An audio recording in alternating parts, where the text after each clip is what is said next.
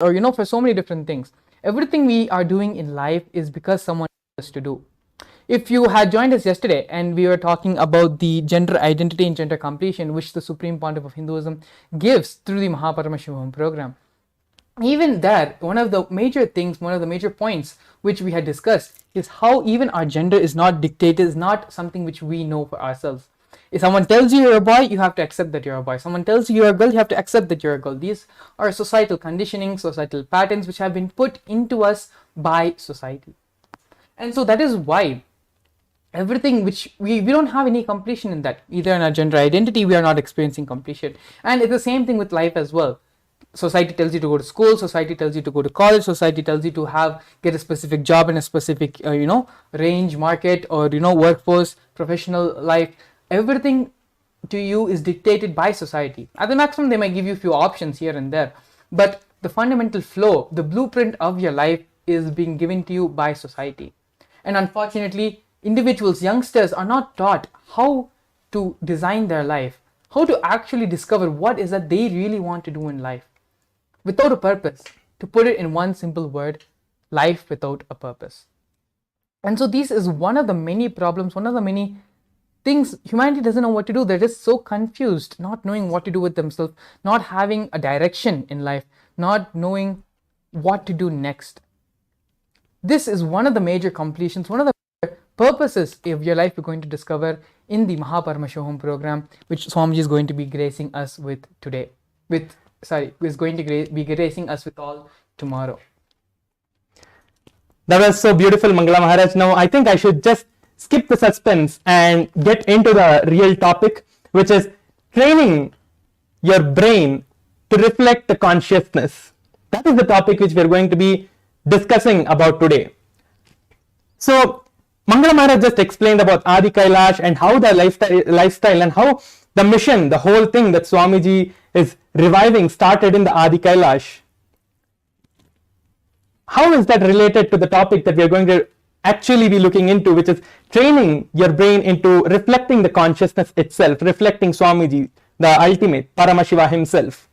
Well, the Adi Kailasa, the source place which everything started manifesting from Swamiji himself, is one of the places that Kailasa directly is manifesting from, which is the Kalpa Vriksha, the banyan tree. The Kalpataru, which is there as the Nijavatar of Paramashiva, as the living Kalpataru, which is the banyan tree, is Paramashiva himself, Swamiji himself, manifesting in the form of a Kalpataru, meaning a Kalpa as a banyan tree. It's a banyan tree, exactly. Yes. So that is the place which everything started from. So that is the ecosystem that is holding everything in Adi Kailasa. Now, what is the connection between that and this? That is what we're going to be seeing now. How is that going to manifest? How is that going to train your brain to reflect the consciousness, Paramashiva, Swamiji himself? Now, Mangala Maharaj, in Adi Kailasa, what is it that we enjoy the most when Swamiji was there? What is it that we enjoy the most in Adi Kailasa?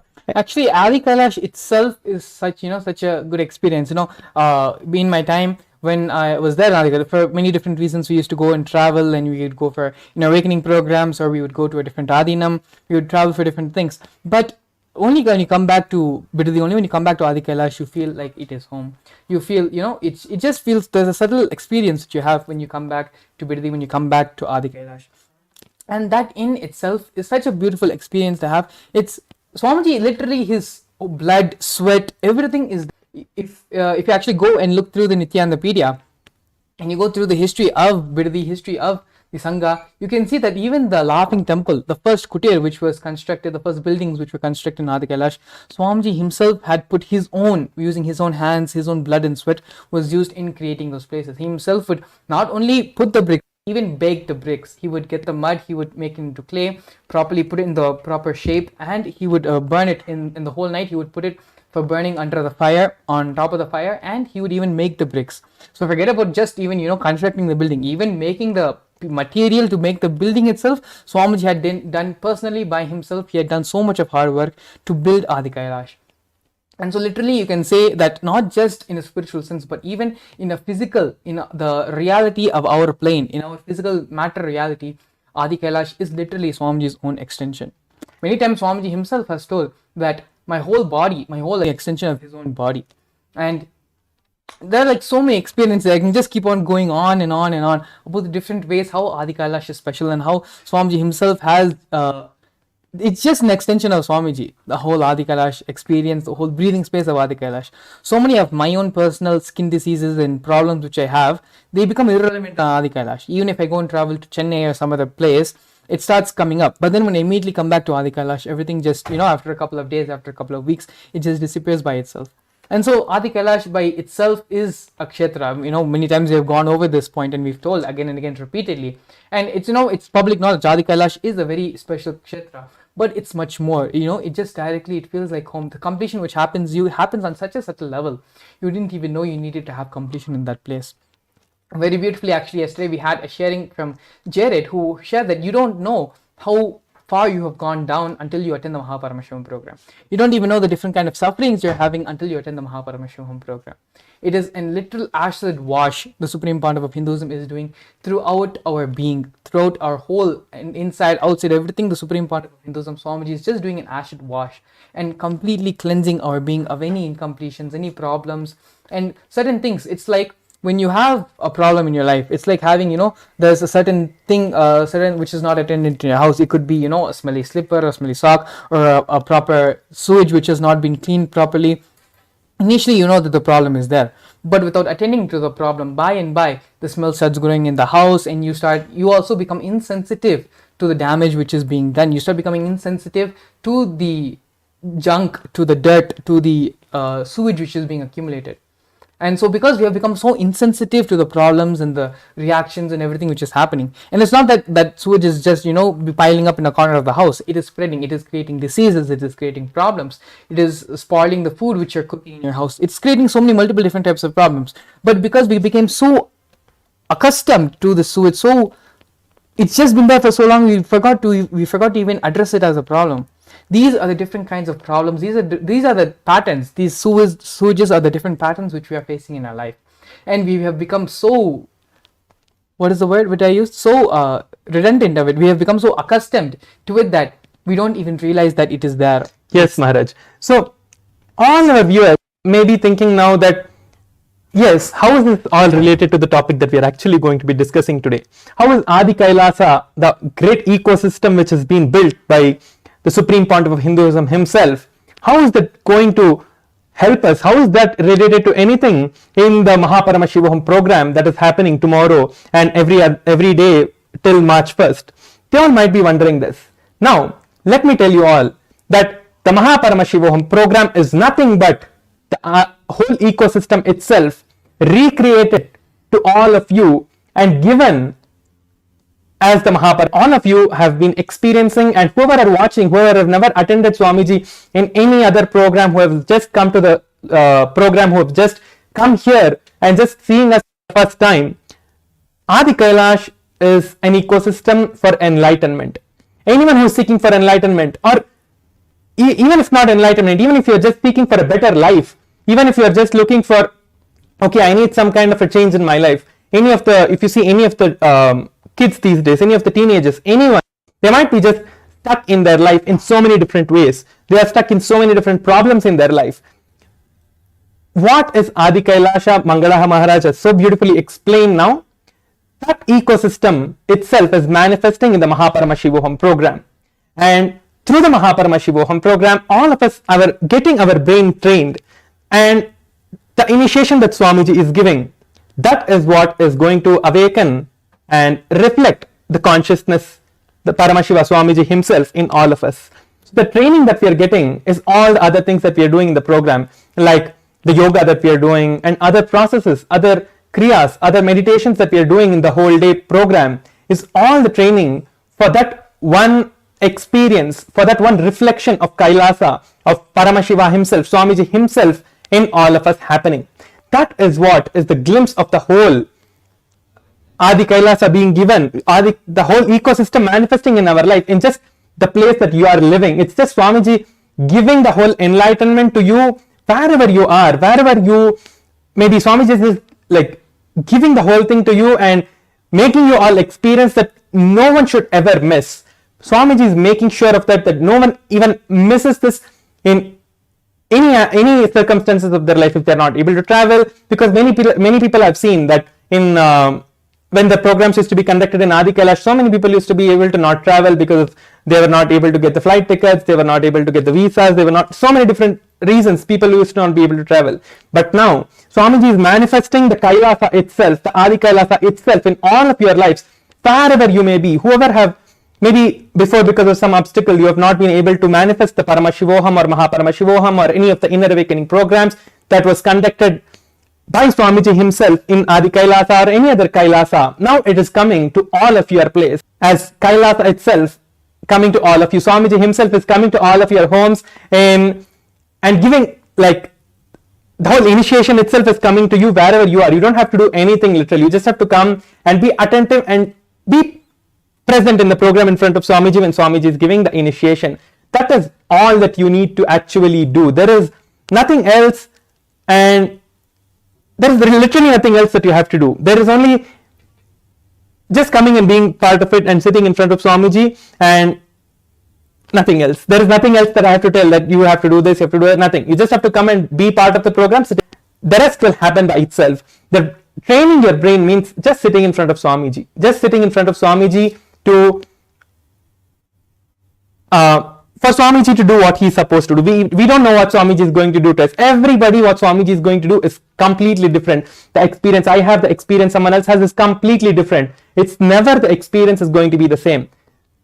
That is what you're going to experience in the Mahaparamashivoham program tomorrow.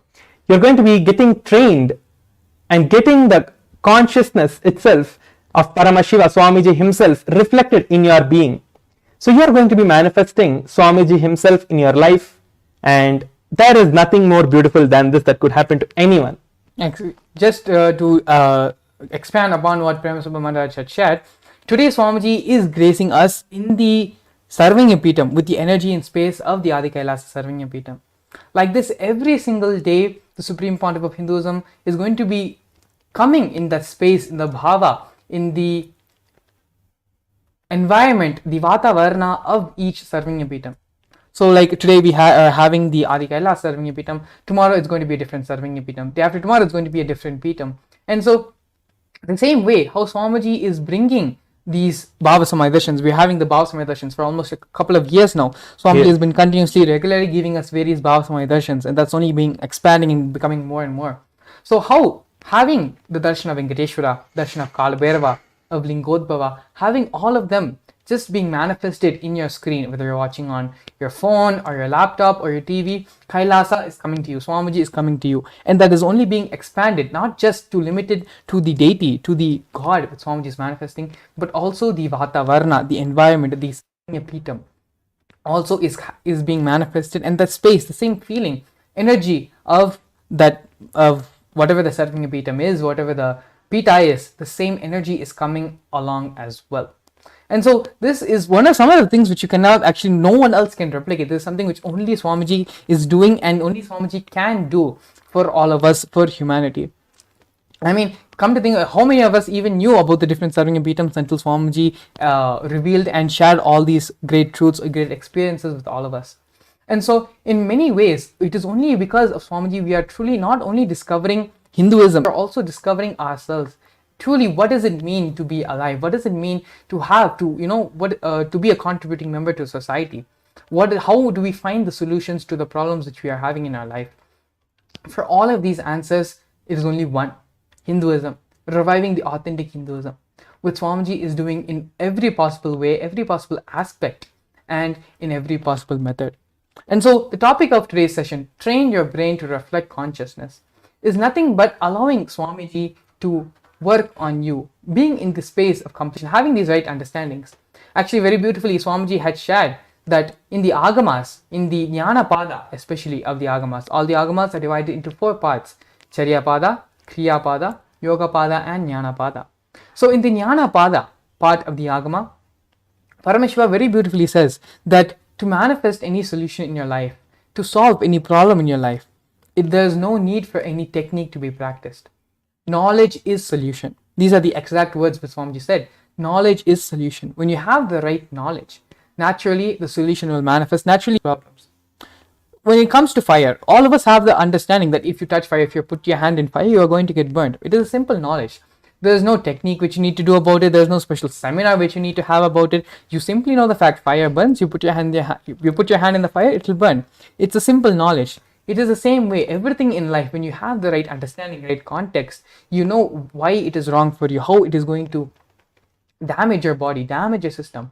Naturally, you will just, it's not even a question. No one has a question, do I go put my hand in fire or not? That no one does. Yes. You just, everyone, it's a simple, mutual understanding everyone has. Fire burns. The same way, certain cognition, certain thought current, certain action, it burns your inner being, it burns the system. It burns the Swamiji in you. And it is this understanding which Paramashiva reveals in the Agamas, which the Supreme Pontiff of Hinduism is decoding and explaining to all of us in the language that we understand for our modern era, for the age which we speak. In this language, the Supreme Pontiff of Hinduism is giving and translating it in a way from the Sanskrit and the great Tamil of the languages in which these truths have been recorded to the language which we understand and speak. The translation of it is being done by the Supreme Pontiff of Hinduism and is being beautifully presented to all of us in a way where we can understand and we can speak in the same language in the same way. So coming again, these are all just glimpses, and as we said yesterday as well, we can only do so much by speaking. But it is only when you truly experience the program and listen to the experiences of others also who have gone through the previous Paramashivam programs, and they're going to be joining us, and they're going to be sharing on today's segment as well. We have a couple of devotees who are going to be coming and joining us and going to be sharing their experiences about the Paramashivam program. So you don't need to take our word for it, but you can even take people like you who are outside, who are studying, who are working, who have family, who have jobs. The amount of transformation which has happened in their life, in their own words, is incomparable.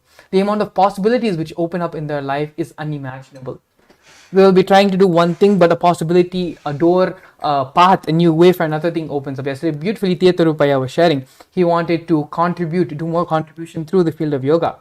And so when he entered into one step, he did one thing for establishing yoga studio to start enriching people through yoga. He only did one thing, but he saw the second door was opened. And so when he went for the second door, he saw the third door opened. And then from the third door, the fourth, and like that, so beautifully, his life is expanded now. And nothing he did. All he did was attend the Paramashivam program and let life happen from there, let life take off from there.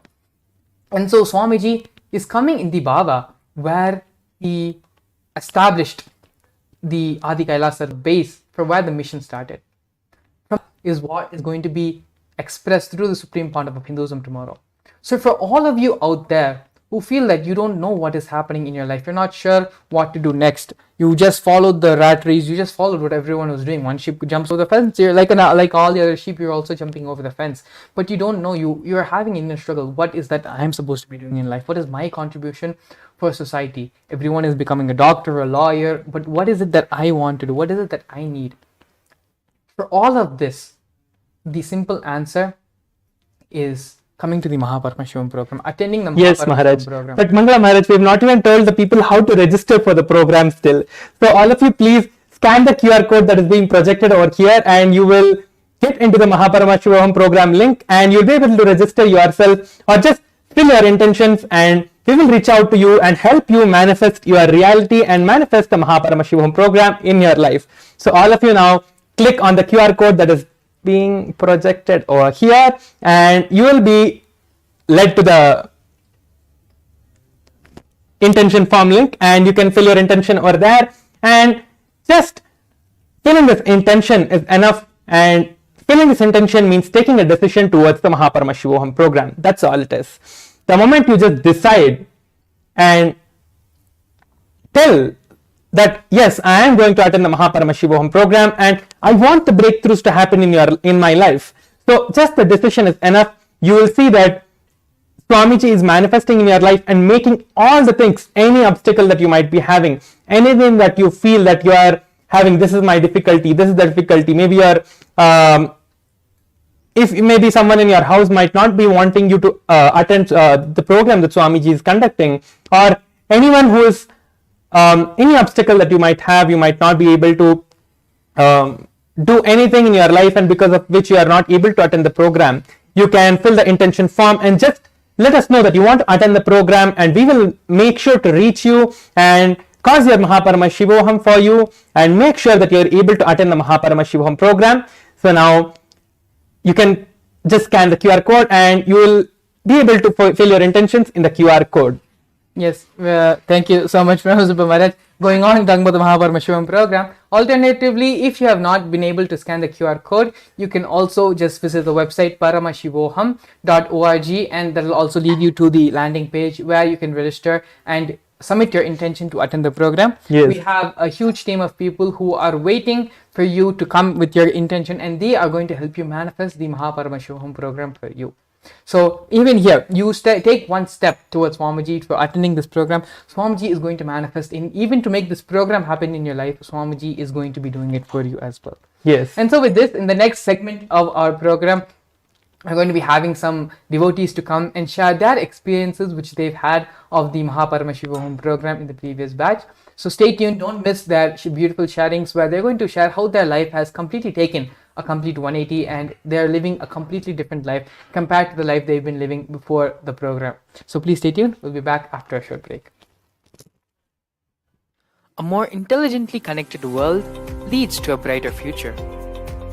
An enlightened humanity leads to a better world. During the Paramashivam program, we help people to discover their superhuman possibilities and help them to find and achieve the true purpose of their birth by giving them the techniques, practices, and methodologies from the Vedagamas, the original source scriptures of Hinduism. The Supreme Pontiff of Hinduism is reviving the ancient original Vedas and Agamas in all its glory, in a user-friendly way for the modern mind. The Supreme Pontiff of Hinduism is transforming human beings into divine beings, reviving, initiating, and replicating the 463 powers from the Agamas revealed by Paramashiva. The Supreme Pontiff of Hinduism is not just giving solutions for every problem man faces, but is making them irrelevant to their lives by transforming human beings into divine beings. Listen. Any argument presented by your mind, body, your present reality to establish you are not Paramashiva, you are not omniscient, omnipotent, omnipresent. Anything presented to prove you are not Paramashiva is illegitimate. Decide this. This is super determinism. Understand? Anything you declare as illegitimate will lose power over you, will die in few days, few minutes, maybe whatever few days it takes. It will not have power over you. Understand? This is the method for sudden enlightenment. This is the method for sudden enlightenment. It happens by the Shaktipada. Here Paramashiva is sitting to tell you all, you are Paramashiva, you are me, with Shaktipada and Shaktinipada. The Dvitiya Vijnasa Krama is an extensive and thorough yoga sequence to prepare your body to receive the experience being given by the Supreme Pontiff of Hinduism. Through the yoga, which is aligned as per the source scriptures laid down by Paramashiva and the Agamas, you break all the impossibility in your body and in turn break the very cognition of impossibility. The program leads you to go beyond your human frame and limiting human ideas, which prevents you from living your highest possibility. I will reach you wherever you are, whichever corner of the world you may be. I will reach you with enlightenment. Again I tell you, I am not here to prove I am God, I am here to prove you are God. Don't wait to become divine. Register now at paramashivoham.org. A more intelligently connected world leads to a brighter future.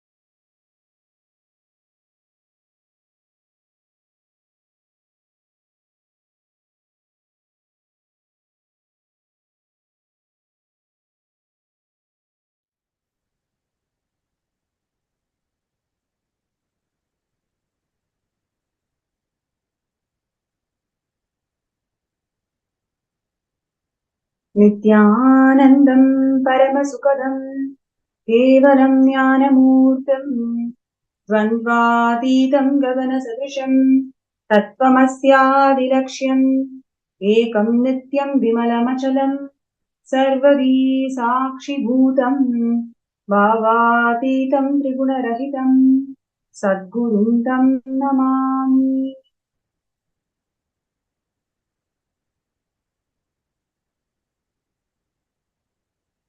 Nithyanandam. I welcome all the participants and viewers to this most eventful Bhava Samadhi Darshan. The Nijavatara, the supreme pontiff of Hinduism, Bhagavan Nithyananda Paramashivam, manifesting today as Maha Sadashiva Murti, gracing the whole world with his presence, with the Bhava Samadhi Darshan, empowering all of us to experience the superconscious mutation. I'm sure all the participants and viewers are having amazing time, especially the number of Bhava Samadhi Darshans for the last few months, how Swamiji is showering the whole humanity with his darshans and powerful satsangs, constantly inspiring us to make us realize that we are all Paramashiva, the inner divinity within us. So now today's segment is going to be one more interesting segment on the contributions of the Supreme Pontiff of Hinduism in gender equality. So before we get into the segment, we would like to share with all the participants that let us keep this space as interactive as possible. And if you have any questions, if you have any suggestions or comments, please feel free to use the MPSN group, the Maha Paramashivam group in Facebook. So all you need to do is the QR code is being projected on the screen. So if you may scan the QR code using your mobile device, it will directly lead you to the MPSN group where you can post your comments, suggestions, and whatever you would like to hear from us, more from us, you can please post them there. And in the end of this segment, we're also going to be having a third eye scanning segment. So whoever is finding obstacles to manifest being part of Sarvanipita, or you're finding obstacles to manifest the Maha Paramashivam Season 2 program, you can request for a third eye scan, and that will also be scanned at the end of this segment. So, so how many of you are excited for this segment and looking forward to listen and know more about the the contributions of Supreme Pontiff of Hinduism in gender equality? You may feel free to post that in the chat or in the MPSN group. Yes. So today, before we get into the contributions of Swamiji in gender equality, the Tiruchengodu Sarvanyapitam, one of the 21 kingdoms where Swamiji is the Guru Mahasanidhanam. So we'll be looking into how this whole Tiruchengodu Sarvanyapitam was made, and mainly focusing on the humble beginnings of Kailasa.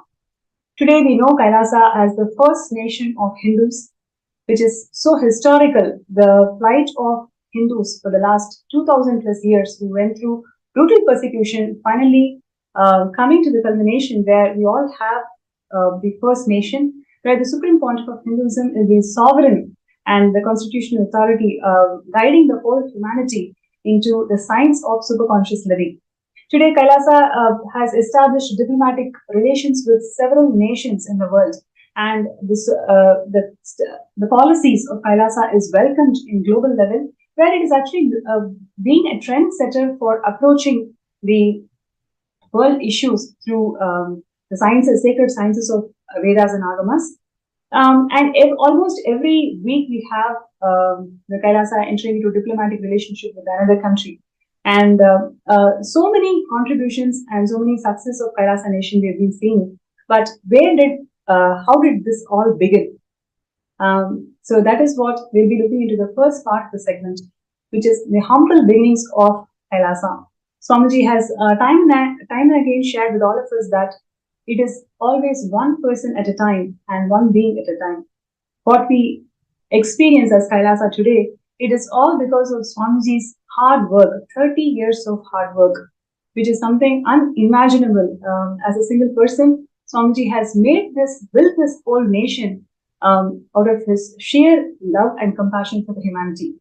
Now, we'll look into a small video which actually talks about, or even shares where we can actually connect with the amount of hard work and the humble beginnings of Kailasa, how it all started, and what we are experiencing today is unimaginable. But over the last 30 years, Swamiji's hard work is something we cannot even understand and recognize. So let's take a look at the video, which will actually where we can connect and understand Swamiji's hard work.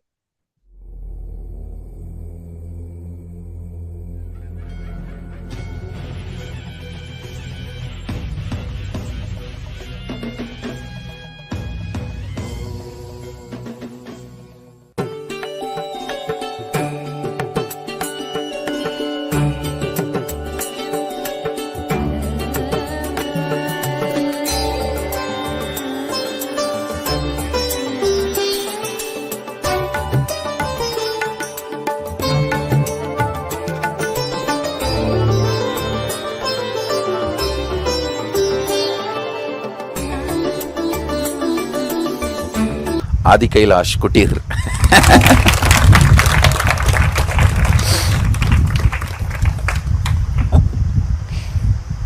This is the first bed cum simhasan. In the night time I'll use this as a bed, and daytime I'll sit and bless the villagers or people who come for healing. And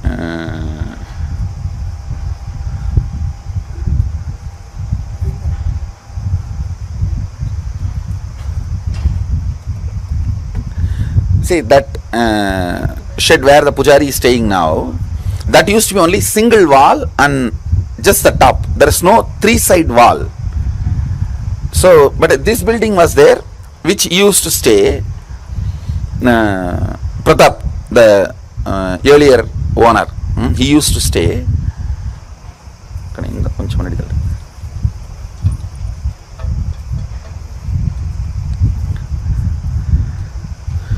The first time when we printed calendar with banyan tree and Dakshinamurti, in 2003 we printed. Actually 2002 I did the foundation stone. A small bit land was given. These guys have already wanted to give, they committed to give. The registration process did not happen in 2002 because somebody was traveling in their family. The registration happened 2003, but the Bhumi Puja was done in 2002 with another one person who gave a small bit of land. And so foundation was laid actually in 2002 on Chitra Nakshatram and Namavasya. Now only we found out it was Chitra Nakshatram.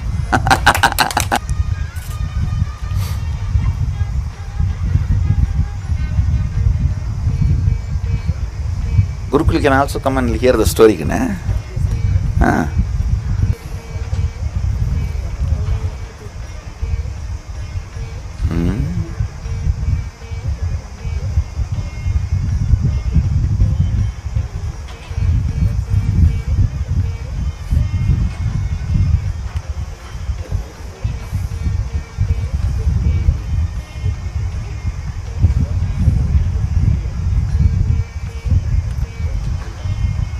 See, first calendar we printed, we offered to Dakshinamurti and brought it and stuck to the wall. Still it is there.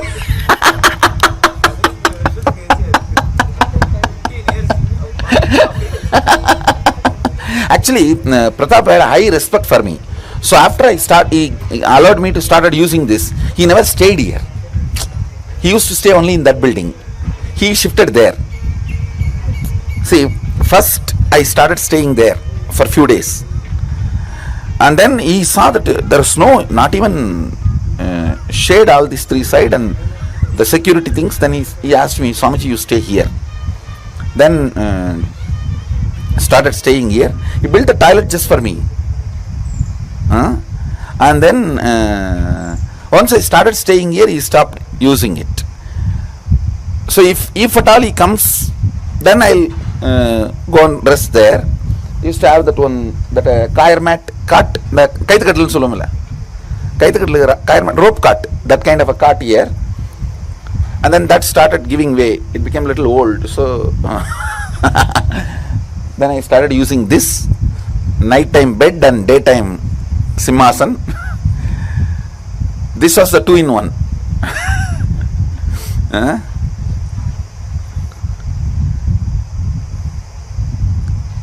And that time itself, what all I collected, the temple photographs, the book on organic gardening, you can see all that. See, the whole Sangha, I had a clear vision. And almost, see, if you get inauguration invitation, that shows very clearly, I go to studio, get the photographer, ask the photography to be done, and then I go to another one studio, Photoshop the whole thing, place everything. It was personally designed by me. Nobody else is there designing. Then fun making the CM agree to come. That was, you are sitting CM. Inaugurated, we had 2 functions, one for Swamis, one for politicians. So sitting CM and ex-farmer CM both came. Video is there. Both of them came for inauguration. We have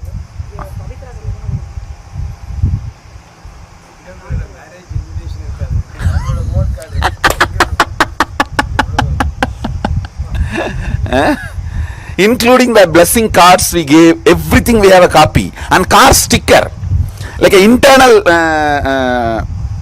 gumming from sticking from inside. Ah.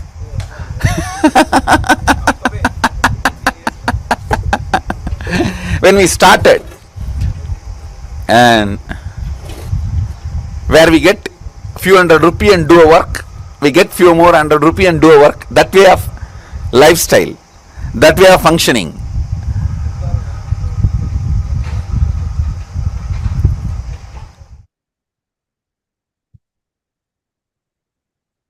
That was such an inspirational revelation by Swamiji, because what we see as Kailasa today, as the first nation of all the Hindus, is out of sheer hard work of Swamiji.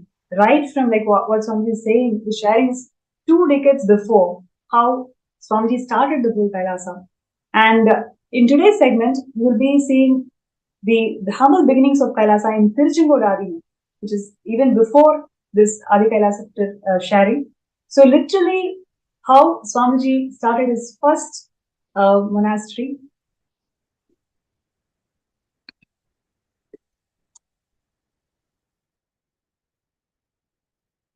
Yes, so this is the first ever Kailasa, and you can see here in 2001, 14th April, Swamiji inaugurating the Avati Palayam, and this land was donated by a devotee to Swamiji, who was guided by the divine. You can clearly see here how Swamiji is carrying the photos of the Guru and coming forward to inaugurate this historic place, the first ever Kailasa.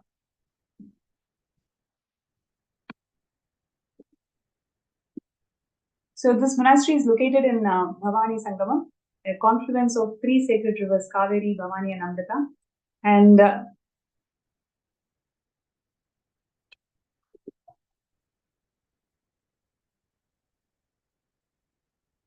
yes, you can see here literally Swamiji is organizing the entire monastery all by himself. And there are so many evidences of Swamiji maintaining a diary of each and every person, whoever enters and receives healings from Swamiji. Swamiji himself used to note down their contact details, maintain their entire database, follow up and find out if they are healed, and then invite them for the next Homa. So this level of hard work Swamiji himself has put in to form the Kailasa to whatever it is today. And literally, you can see here the thatched roof of the entire monastery. One side is not even completed, right? So the whole Kailasa has this humble beginnings where Swamiji himself is involved in all this construction, and with a board, Ramakrishna Dhyana Petal, and Swamiji guiding all the devotees into the science of living enlightenment.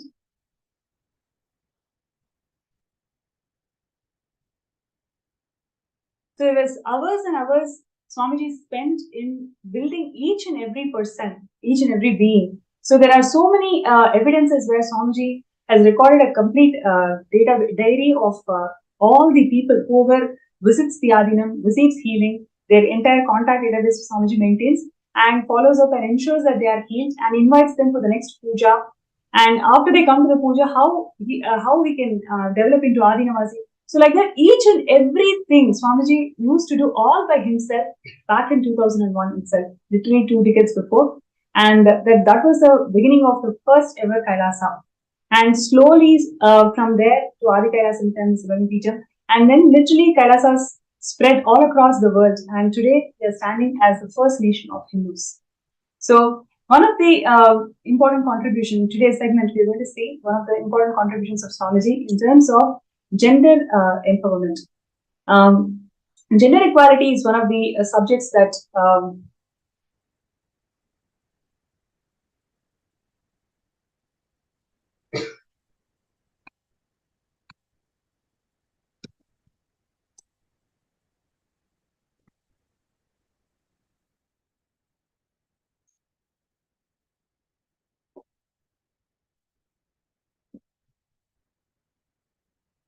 Yes. So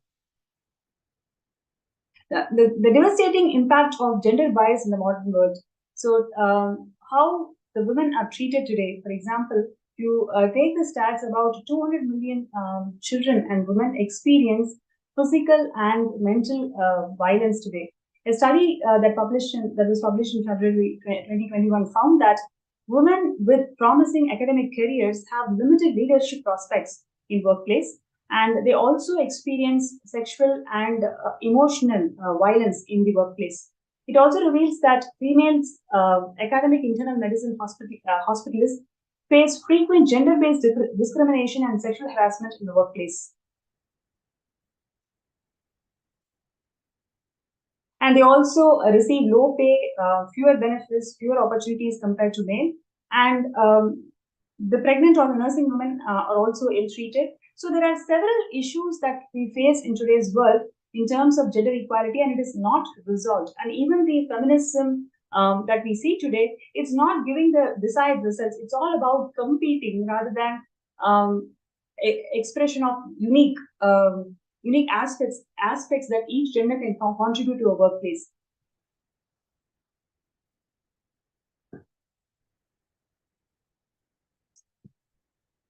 Now, let us take a few minutes to look into women in Hinduism, how women is treated in Hinduism.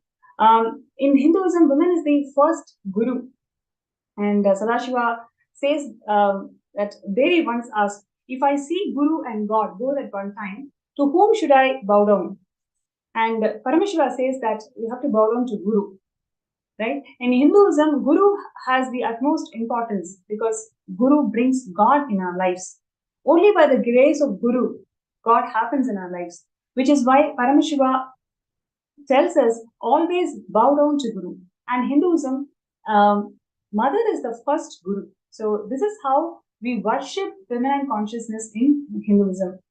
And one of the other things which I also wanted to bring it out is the sacred verses in Adharva Veda. One of the things that Hinduism is always persecuted is about how the Hinduism are mistranslated and misquoted, that they have always discriminated women in terms of equality. That is how the mistranslated and misquoted text talks about women in Hinduism. But now in today's segment, we're going to see some of the shocking revelations of how women in Hinduism is always respected. So one of the things that I wanted to share is the sacred text from the Adharva Veda, which talks about girls should train themselves to become complex scholars and youthful through brahmacharya and then enter the married life. This is from Adharva Veda 11.5.18. See, we always hear that girls are denied education in Hinduism. That is how the Macaulay text and the intellectual persecution on Hinduism has always showed us that girls are denied education. But as per the sacred verses, girls should be trained into complex methodologies and they have to become scholarly.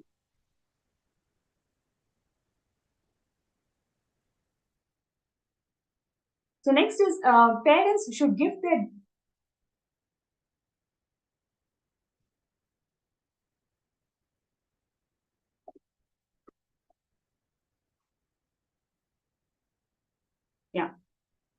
Parents should give their daughter intellectuality and the power of knowledge when she leaves for the husband's home. They should give her wealth of knowledge.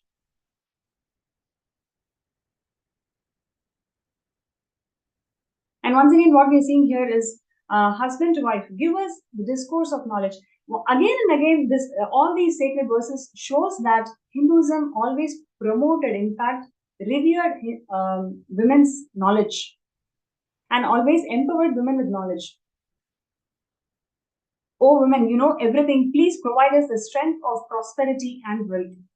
Oh, women, you are the keeper of knowledge of all types, which is karma. So this is how a woman was treated in Hindu kingdoms and Hindu society. And more verses we are just sharing where it says that women is endowed with knowledge. And this is a very important verse. Would like to bring it to the attention of all the viewers. Oh, groom, this bride is protector of your entire family. may she dwell in your home for a period and sow seeds of intellect.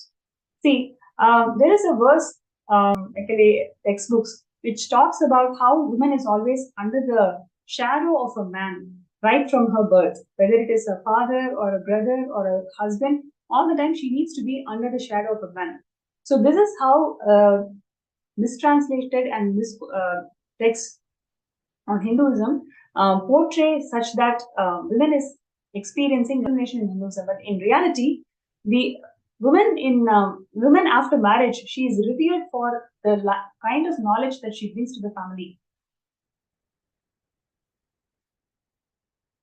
Hey wife, become the queen and manager of everyone in the family of your husband. So this is how woman was treated after she gets married. I'm knowledgeable and you are also knowledgeable. If I'm Samaved, then you are Rigveda. So literally, we can see all these sacred verses talks about the intellectual knowledge that the woman carries and how she is revered by the entire society.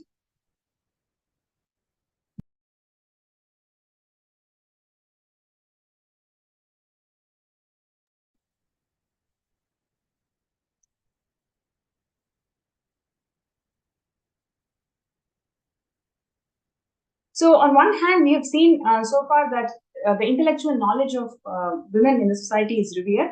And next, we are going to see about how women as leaders, how they evolved as leaders in Hindu civilization.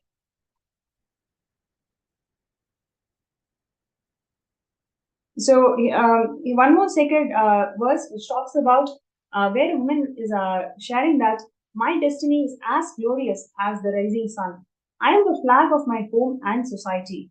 I am also their head. I can give impressive discourses. My sons conquer enemies. My daughter illuminates the whole world. I myself am winner of all enemies. My husband has infinite glory. I have made these sacrifices which make a king successful. I have also been successful. I have destroyed my enemies. You can see how powerful a woman used to be in Hindu kingdoms. Women should take part in legislative chambers and put their views on forefront.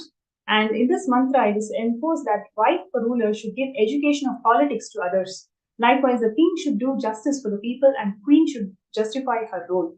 So in every level, whether it is women in the society or in the kingdoms,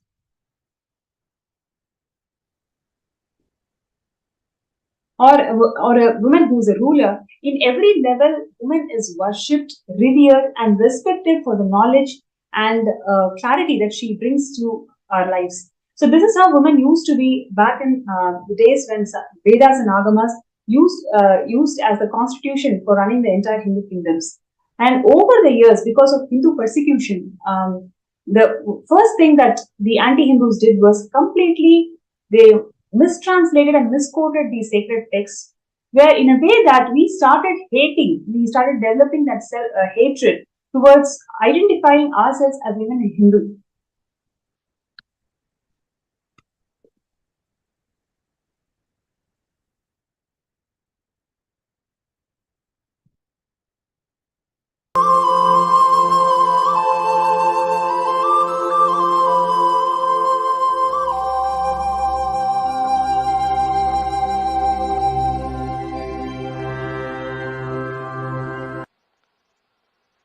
If you awaken the third eye, you don't have to go through, if you work on the third eye, you don't have to go through the regular, usual, logical system of thinking to come to a conclusion.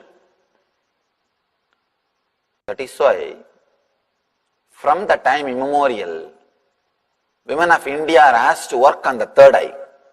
She is like a counselor.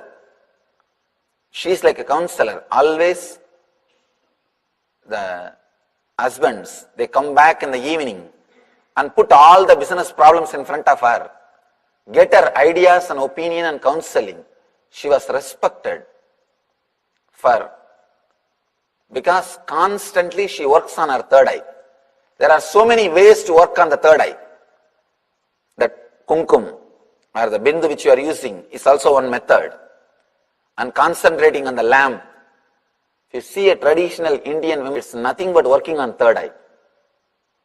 Whole day, their whole Their lifestyle is nothing but working on third eye.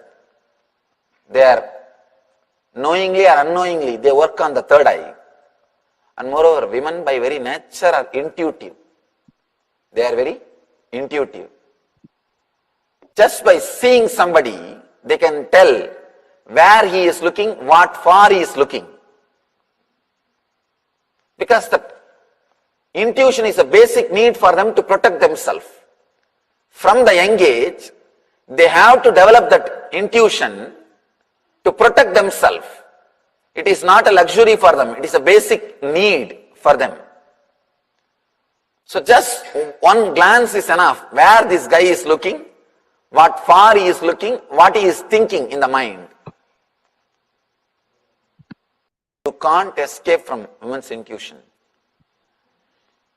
But sometimes they are so graceful, they let you think that they don't know.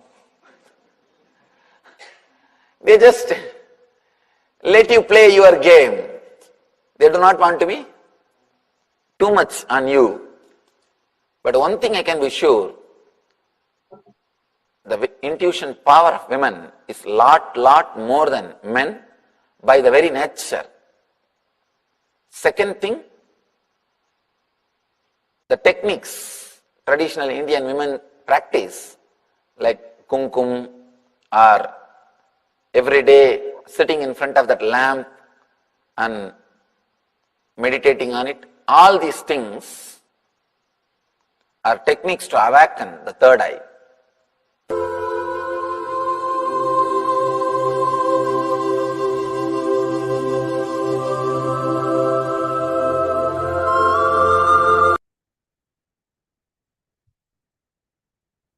Now, let us also take a look at the Manusmriti, which is one of the most persecuted Hindu scripture, and how Manusmriti defines the roles and responsibilities and rights of women. As per Manusmriti, a daughter is equivalent to a son. In her presence, there is no question of anyone snatching away her right over property. The right is equal in father's property for both son and the daughter. Again, always we are used to the ideas that women is denied educational rights, women is denied of inheritance rights. So these were the common misconception and hatred that was spread because of anti-Hindu intellectual persecution that anti-Hindus did as an intellectual persecution to Hinduism.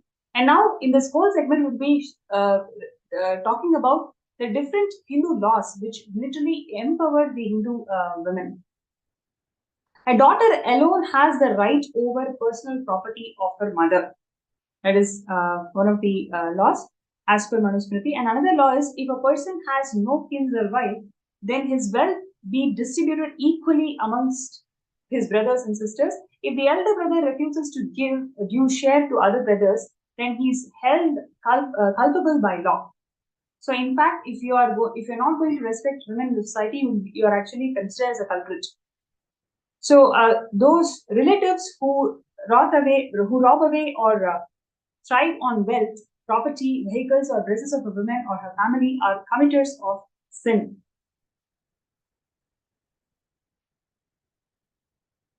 So, Hindu CRPC section 8.28. So, if a woman is alone because she has no children or no men to provide for her security in her family, then it is a duty of the government to ensure her safety and security. If a wealth is robbed by her relatives or friends, then the government should provide strict consequences to the culprits and have her wealth returned back. So this amount of social security was provided to the Hindu women those days. And as per Hindu Puranas, there is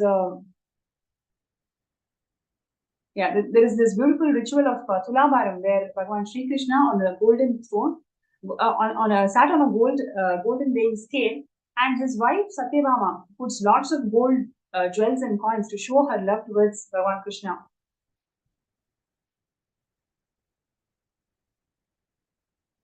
What this shows is that one angle to look at it is Devi Satyabhama had her own independent wealth and property apart from what she had shared with Bhagavan Krishna. And for more than 4,900 years, until British broke and changed the Hindu law of succession and inheritance, Hindu women had right to inherit their own wealth, property, and assets.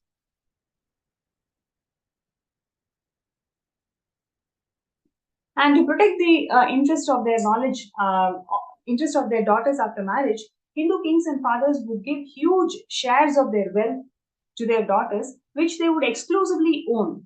And as per Hindu law, it could not be taken away from her. But this was but this was misrepresented as the dowry system. Please understand this wealth that the woman carries from her parents.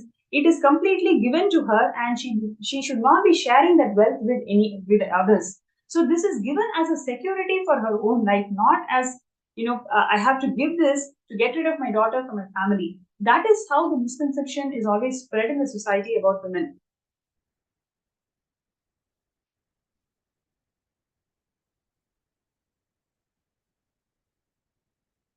Um, Yes. So ensure that these women never weep out of sorrow. So even they cannot cry as per Hindu law. Please understand, women is revered, respected, and so much of security and protection is provided to women. The society that respects women is a heaven, and where women are denigrated, even the noble actions go waste. If you have a chaste woman in your life, either as a wife or as a daughter or as a sister, as any one relationship, I tell you, listen to this word. You will never have accidents. You will always be protected by all the unknown, unseen problems. A chaste woman, one chaste woman in your life, either as a sister or as daughter or as mother or as a wife, any one relationship, it can be any. If one chaste woman is there in your life, you will not have any unknown, unseen problems. The whole cosmos, grahas, will simply protect you. You may think I am giving two big mystical words. Understand, I believe that. I myself a believer of this truth.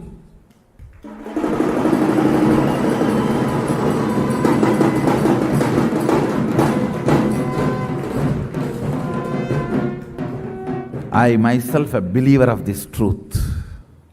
The chastity of that woman. Let me define again the chastity. The achalatva dimension of consciousness manifesting in body and mind in all relationships is chastity. Man having the chaste women in their life, either as mother or daughter or sister or spouse or whatever, some relationship brings cosmic protection.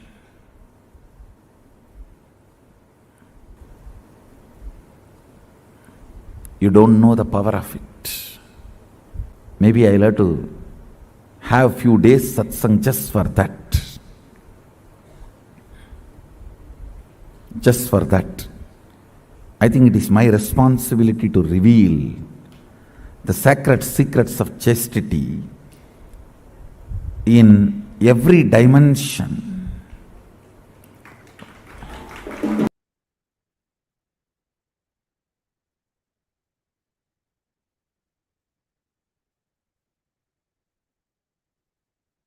Yes.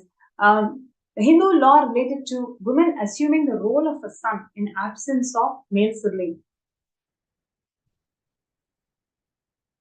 So he who has no son may make his daughter in the following manner as an appointed daughter, Putrika, and the male child born out of her shall perform my funeral rites. Probably the most famous example of the appointed daughter is the incarnation of Devi Meenakshi herself. She took charge of father's kingdom and established her supremacy in all the Hindu kingdoms. Literally, she won 3 worlds before she penned Paramashivam in Kailasa. So, more examples of appointed daughter Putrika includes Queen Durgavati, Queen Ahilyabai, then Queen Avantibai.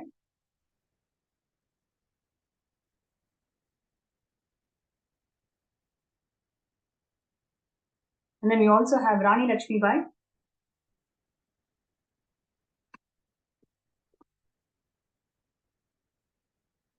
Yes. So far, we have seen various aspects of how gender equality never existed in Hinduism, and especially the laws pertaining to how the Hindu society was governed always provided the necessary protection to Hindus, to Hindu women. Whether it and we have clearly seeing that the dowry system, the sati, and women are denied of education. Women are denied with inheritance rights. All these are blatant lies that's been spread in the society by the anti-Hindus.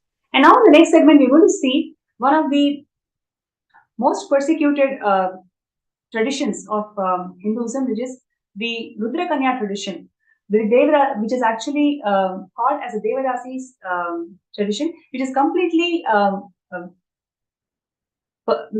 persecuted and spread lots of lies about it. So now we are going to see the Sarvaparitraga of Vellayammal, who used to be dancer from the dancer in the Srirangam temple. And in the Tamil month of Vaikasi, the Alauddin Khilji, who was the Sultanate who sent his commander to literally destroy the entire Srirangam temple.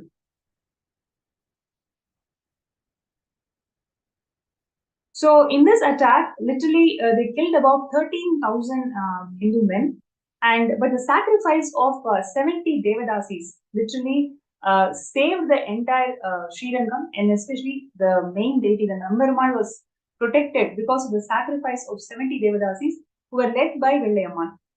The army of the Sultanate looted the entire lot of gold from the temple, but they were not able to seize the main deity, which is Lord Raghunatha, Nambarmal.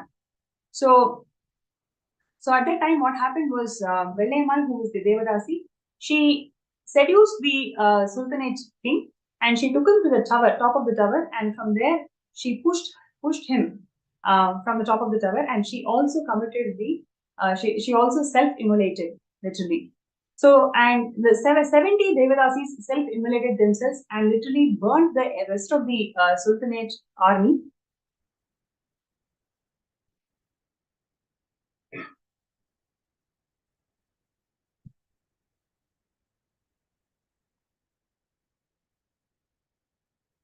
So it is because of the ultimate sacrifice of Vellayammal and the 70 Devadasis, which literally saved the main deity, Nambarumal, today.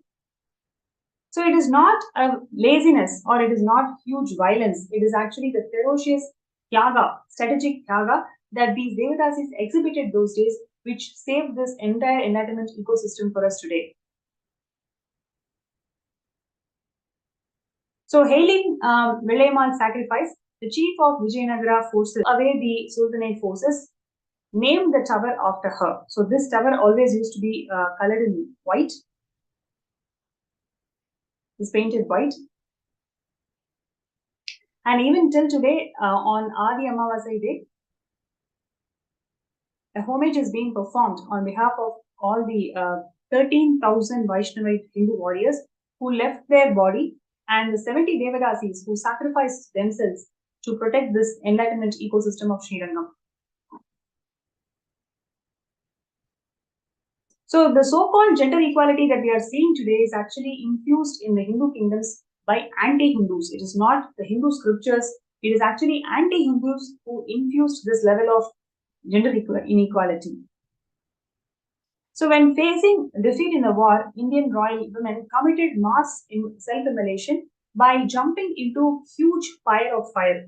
This was done to protect the purity of their body and the DNA and to avoid capture, sex enslavement and rape by any foreign invaders. So they had to protect themselves from this anti-Hindus and these invaders, not because it was told in the Shastras that they have to go and immolate themselves in the absence of husband. So Rajput women burnt their bodies rather than drinking poison because even after their death, they didn't want their bodies to be touched by any men. So simultaneously, men would tie an orange cloth on their head and ritually march into their battlefield, fighting much larger army until death. Traditionally, the war is called Sakha. So far, we've seen a glimpse on how the Hindu women are empowered in the society, whether it is in terms of education or property inheritance or the administration skills or how they protected and held the whole ecosystem together with their strategic tyaga. This is what we have seen today. And Swamiji has literally revived all of these aspects, whatever we are talking about, how women used to be empowered in Vedic era. This is exactly how Swamiji revived this entire tradition. And today we are in the world where we are literally experiencing 300 plus million girl children and women are experiencing sexual enslavement, sexual violence in the workplace and elsewhere. So, but Swamiji has revived Hindu feminism and made us all experience what is feminism in its true sense. So what you're seeing here in Kailasa is something so beautiful, like where all the children are allowed to are participating in the arts, whether it is singing, dancing. Most of the leadership positions in the Kailasa, Swamiji has empowered the women to uphold. And here you're seeing that women are encouraged to do chanting, abhishekam, and participate in the temple rituals. Swamiji has conducted several women empowerment workshops, right, for the last 2 decades, in fact. And so what you're seeing here is the pictures from women empowerment workshops that Swamiji conducted back in 2008. And Swamiji even launched 108 women empowerment centers all around India.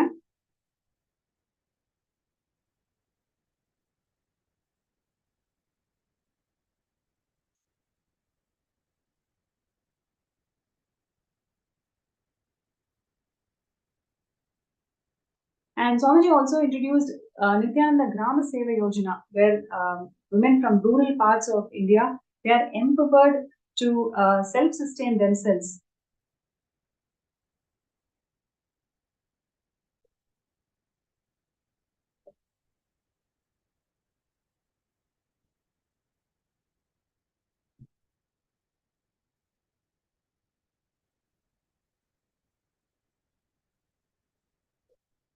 So you can see here free medical checkups for rural and indigenous women in Adi Kailasa.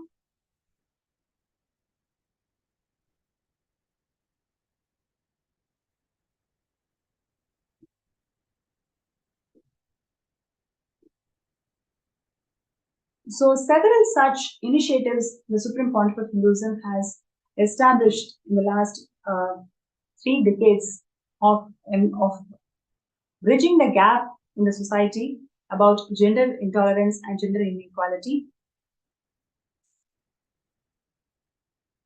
What you're looking here is the rural women empowered through job training in jewelry making and science of Rudraksha.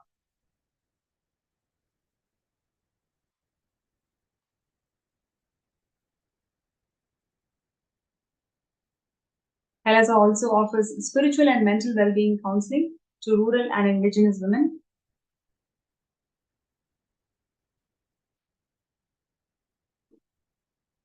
In addition to providing health assistance, medical camps for rural women.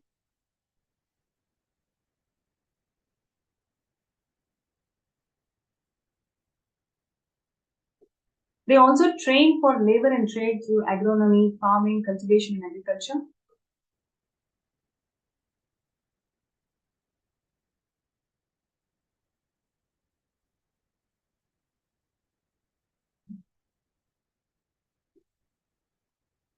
Kailasa has empowered the indigenous women through teaching them to perform Hindu rituals, temple administration, and training them in all temple sciences.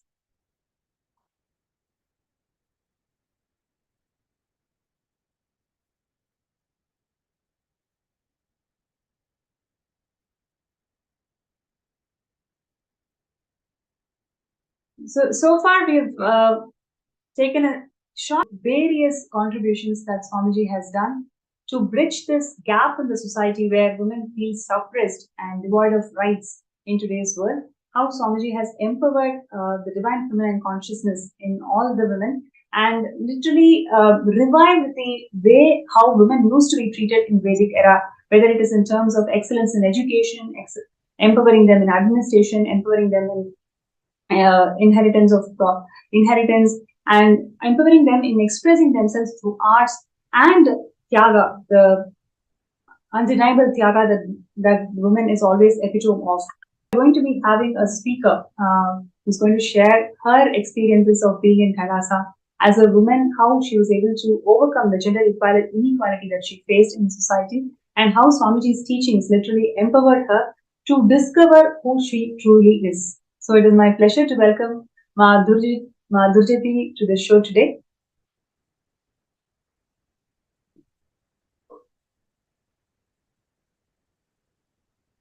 Nithyananda. Yes, Nithyananda.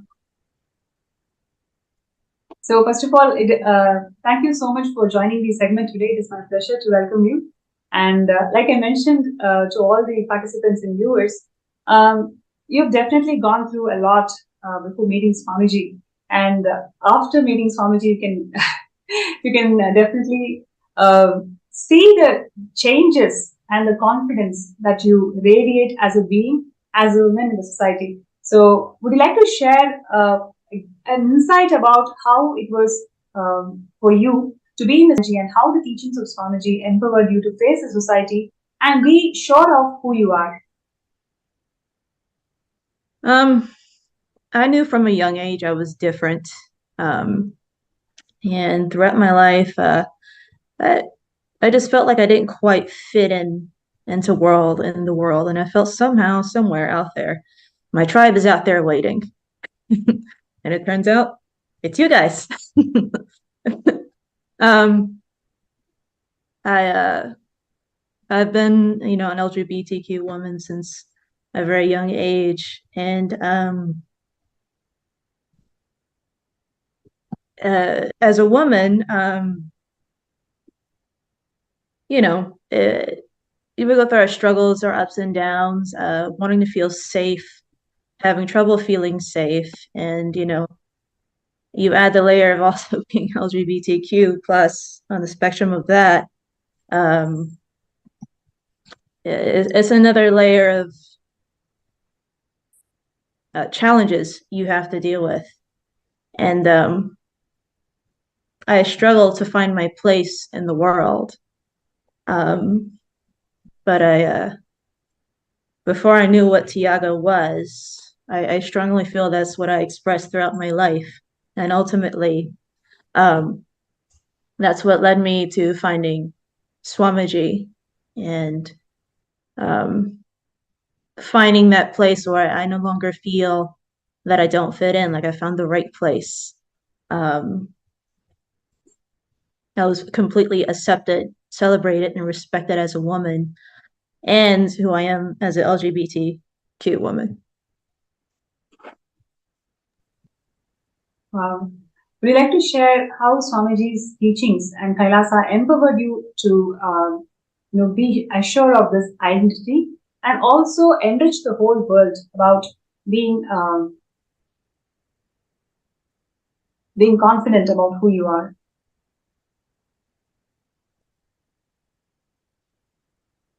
I watched, when I first came to Swamiji, I found him on YouTube. And I found him by looking up Kundalini Yoga.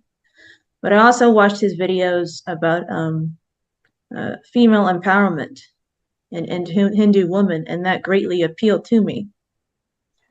And I remember him speaking about him being transcendental gender. He was beyond gender as a Raja sannyasi. And I found that incredibly appealing. And I got the invite to be Adi Kailasavasi, Adhinavasi at that time. And I came straight away. I wasted no time coming to India. And I was still learning about Swamiji and Hinduism's views on LGBTQ and women as well. And I had an open mind coming in. Like, see, Swamiji was my absolute very first introduction to Hinduism. I did not know Hinduism before him. So I was eager to hear how he would his teachings and what Hinduism teaches about LGBTQ. But while I was there, I noticed, like, wow, there's so many powerful, intelligent women here, and the majority of his leadership were women. Many sannyas, many grihastas, many mothers, grandmothers, even like young teenage girls, incredibly intelligent, powerful young women, like 16, 17. They already had leadership roles and they were rocking it. And I was so thoroughly impressed. And I remember just a few weeks into being Adhinavasi, he spoke about the LGBTQ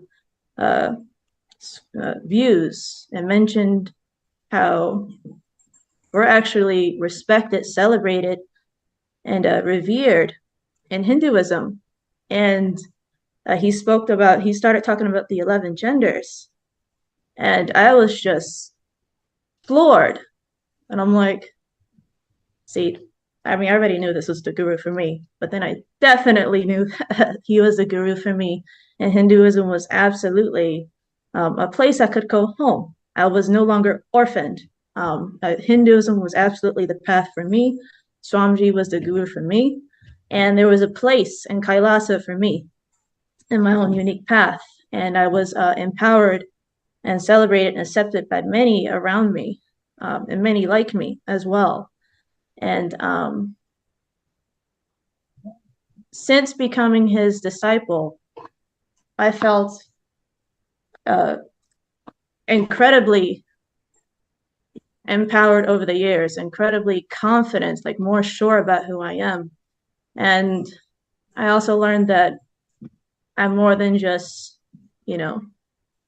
LGBTQ. Like there's more. There's more layers to gender than what you read and learn about in society. There's more of a deeper spiritual aspect to it. So knowing that in Hinduism, there's 11 genders, like I learned more about myself. And it's been a beautiful journey of growth. And to be handheld by Swamiji himself in this journey, I feel more empowered than I've ever been in my life, for sure. Yes. Wow. Thank you so much for sharing your journey with Kailasa and Swamiji. And I'm sure there are so many more women out there who are looking for solution, who are looking for that self-assurance of, being confident about who they are and enrich the world with the intelligence, innate intelligence that they are endowed with. So your journey is definitely inspiring for all of us. And would you like to share about why do you see Kailasa as the only solution for the world, where especially we are experiencing more than 50% of the women experiencing sexual violence and sexual harassment in their workplace and in their families? From what I've learned being Hindu and everything Swamiji has taught, women are divine. Women are powerful. Like the force behind the universe is feminine. Devi, Parashakti. And there's thousands upon thousands and thousands and thousands of scriptures empowering women and sharing the importance of worshiping the divine feminine, completion with mother.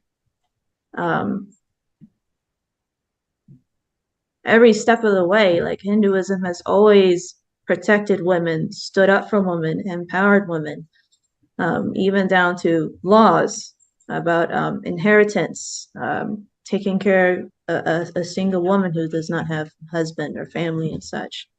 The Rudrakanya tradition. And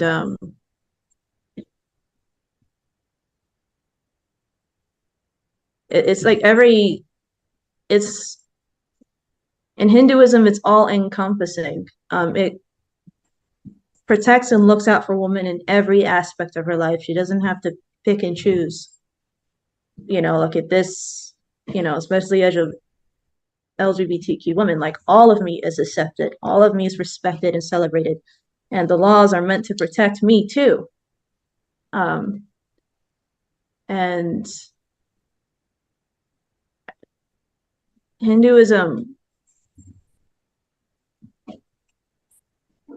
celebrates every aspect of a woman and makes sure that it cares for her, protects her, and empowers her in every single way. She is completely revered. As every woman in Hinduism is a form of Devi, Parashakti. And the scripture, the worship, that's what it seems like it's all about. You have to see and respect every woman as a form of divine mother, a form of Parashakti. And every aspect of it, medical, legal, social, political, the worship aspect of it, it's all to support a woman in Hinduism. And Kailasa, Swamiji embodies that in every level. And I feel it will provide support for a woman unlike any other organization or body or government you've ever seen out there in the world. I feel it'll be on the cutting edge of women's rights, like beyond. And it'll be an example to the rest of the world, I feel, that how to revolutionize women's rights, for all women. That's what I feel. Yeah, thank you so much, Gurjyoti, for sharing your journey with Swamiji and your journey with Kailasa and how it has empowered you. Thank you so much for joining our segment today. Nithyananda. Dear viewers and participants, that is the journey of Gurjyoti, and there are so many more millions of women out there who's looking for a solution, who's really looking for some voice, some support that can empower them, that can assure them who they are, and that can make them powerful, feeling empowered about their existence as women in this market. Swamiji has revived the Hindu feminism in all its senses, whether it is in terms of empowering them emotionally, physically, and spiritually. So Kailasa stands as a testimony of how women can be empowered and how women can express all their abilities as how a Hindu woman used to. So the need for Kailasa is where literally every single one of us can feel that assurance, can feel that empowerment, where who you truly are. In a society where there is so much of judgment, so much of abuse, so much of harassment, Kailasa stands as a pillar of support for all the women out there. So if you feel so connected to this cause, to help, to empower, to enrich all the women out there, it is an opportunity for you to be part of Kailasa. Sarvanyapita is a project where all the various initiatives of Kailasa is supported. So by you becoming a Sarvanyapita Ejaman, you are becoming part of Kailasa. So right now, we are looking for seed money for building the infrastructure of Kailasa. and Mahakailasa is going to be open this year. So we welcome each and every one of you to join this moment where we can all become part of Mahakailasa and open the Mahakailasa for the whole of the humanity to be part of it. So all you need to do is join. You can file your intention in skshjp.org/contribute. So the intentions are being, the form is being projected on the screen. You can sign up for skshjp.org/contribute. And if you have the intention to manifest Sarvanyati Tejaman and for some reason you're finding a difficulty or an obstacle to manifest it, you may request for a third eye scan. So you can request a third eye scan in the MPSN group, the Paramashivam group, and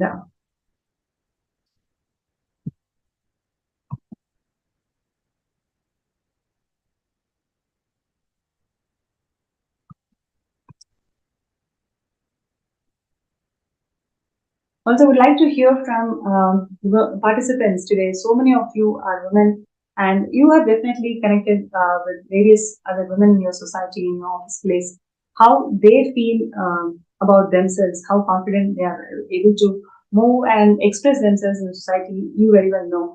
But on the other hand, after Swamiji has given all these initiations and powerful cognitions, how you are handling the society should be very different than how they handle it. So we like to share your thoughts and your cognitions on how women empowerment is being supported by Kailasa and Swamiji in a big way. Also requesting all the participants, whoever would like to have a third eye scan, you can post that in the MPSN group.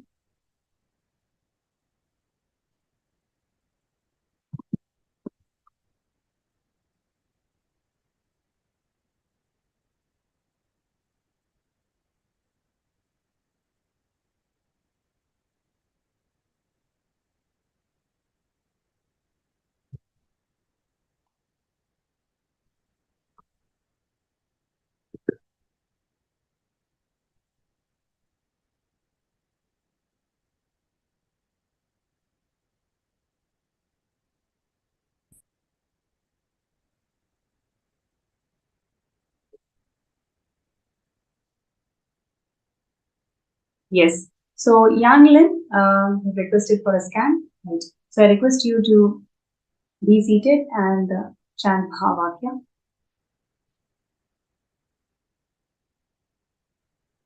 Om Nithyananda Paramashivam. Om Nithyananda Paramashivam. Om Nithyananda Paramashivam.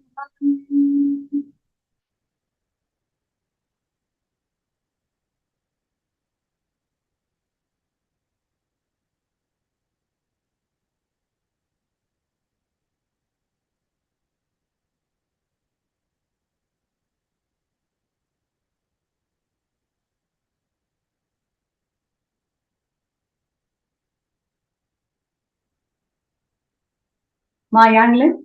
So, what I would like to share what Swamiji revealed in third eye. First thing, the ideas that you carry life, right? The very idea that you carry about life, which is the intense hatred that people have for you. It is a perception you carry about life.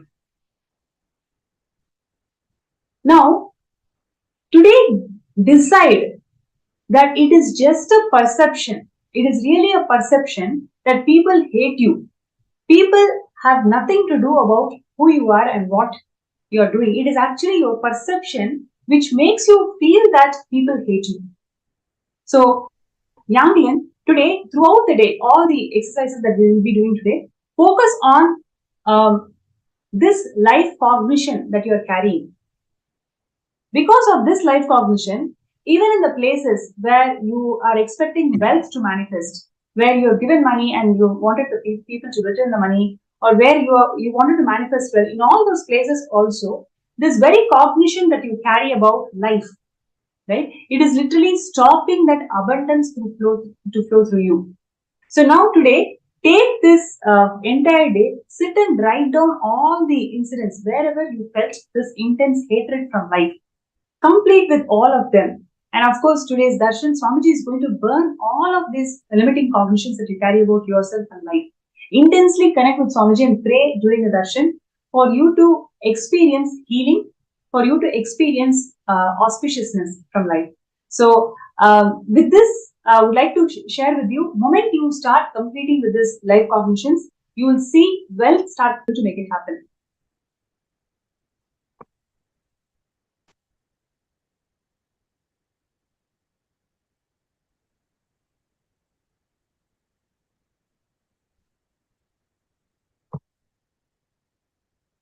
Yes.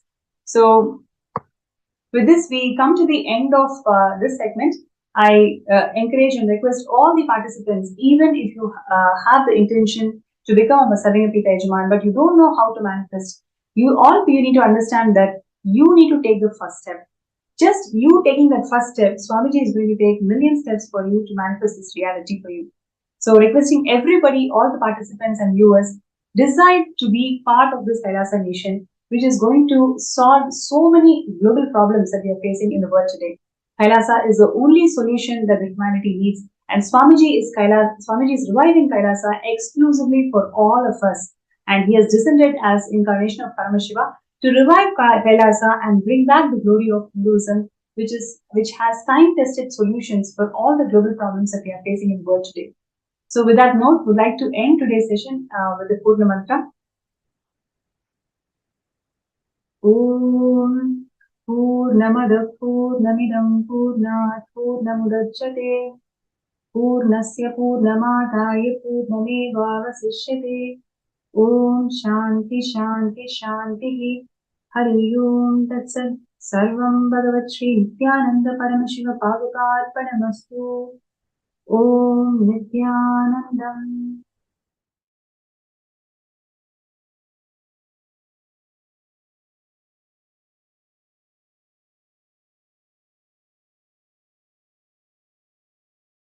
Participants that are eagerly awaiting, that are all eagerly awaiting today's Bhava Samadhi Darshan. All of us are going to be bestowed with the darshan of Mahasadashiva Murti.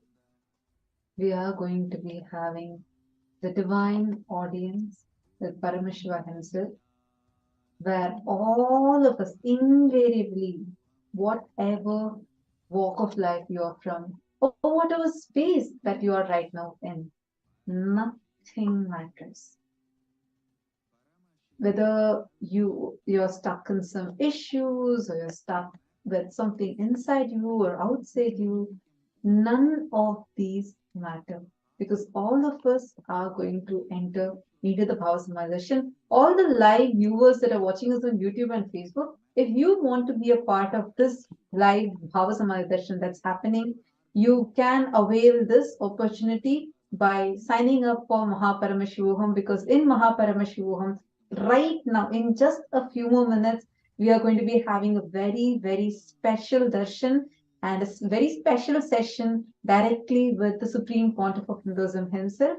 So, thank you so much for all the viewers that have joined us. Anybody that wants to be a part of this is the call for all of you. Join us for Mahaparamashivam. And every day we are blessed with various different darshans and exclusive sessions with the Supreme Pontiff of Hinduism. Yesterday, Swamiji had a very powerful session, just one session which is equivalent to 10 Mahaparamashivohams. And Swamiji simplified one of the most complicated concepts about Hinduism and some of the most complicated things about Hinduism. Swamiji gave it in the most simplified, most practically applicable method to all of us. So do not miss these exclusive sessions. I know there are so many of you out there wanting to be a part. So do not miss it. Please sign up and you all can join us.